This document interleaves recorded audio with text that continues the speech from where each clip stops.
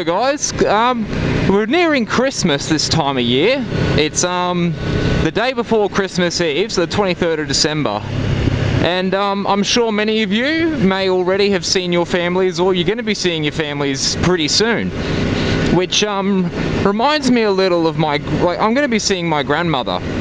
And this is on my mother's side. And you typically, when it comes to driving, most elderly people are actually quite slow. You know, I mean, I've never actually been tortured in my life before, but I have been stuck behind an elderly couple in an old Toyota for a few minutes, and that was pretty bad. But unlike most old people, my grandmother is fucking crazy. When it comes to driving, she speeds and she refuses to move for emergency vehicles. She's just an incredibly dangerous driver. And you know what, I wouldn't have an issue with the whole speeding thing, to be honest. Like, you know what, go as fast as you want, you're going to pay the fine, as long as you're not being a complete turkey. I don't really give a shit, to be honest.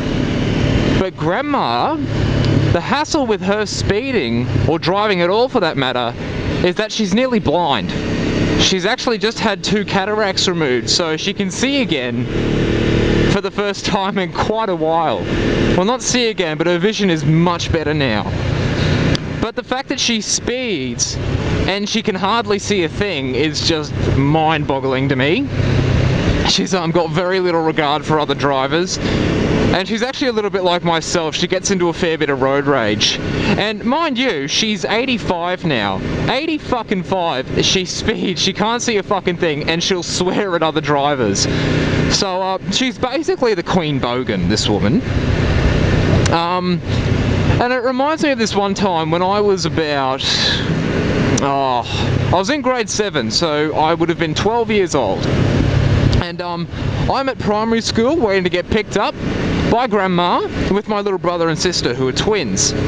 And Grandma picks us up, and about 200 meters down the road from my primary school, or from my school, was a fire station. So that's where they keep the fire trucks, emergency rescue vehicles, you know, all that sort of thing.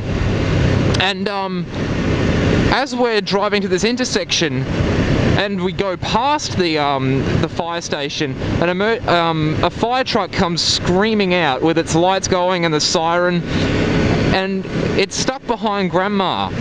And we're sitting at the intersection and we're like, Jesus Christ, Grandma, fucking move, there's an emergency vehicle behind us. And she says, no, they should have to wait for a lady as old as myself, and doesn't move an inch. And mind you, like, this fire truck, he can't get around us. The guys in the fire truck, when we eventually move, overtake us, because Grandma takes off pretty slow this one time, and they give her the finger on the way past, and she was mortified.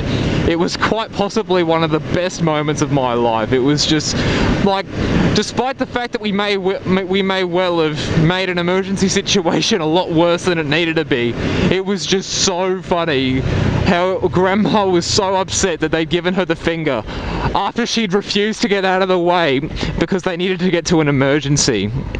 Oh, what's this guy got? Whatever it is, it's faster than mine. He's not wearing any gloves though, bit of a squid. So yeah, another issue with Grandma is she always buys white cars because she can't see a fucking thing, and that being combined with her reckless driving results in her having a lot of dings and a lot of like scratches and such on her car. And I get the feeling that she actually hits a lot of vehicles and then, like, in car parks, and then just runs away. But she always buys white cars because she's got so much leftover white house paint. And she uses the house paint to go over the scratches that she leaves on her car. Can't do much about the dents, but you always see these large patches of matte white paint on her gloss white Daihatsu Sirian. And you're just like, Jesus Christ, Grandma, would it kill you to be a little bit more careful on the road at your age?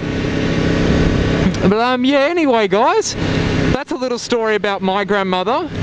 Hopefully you guys don't have any relatives as crazy as mine. Anyway, wish you all the best guys and a very Merry Christmas. I'll talk to you later.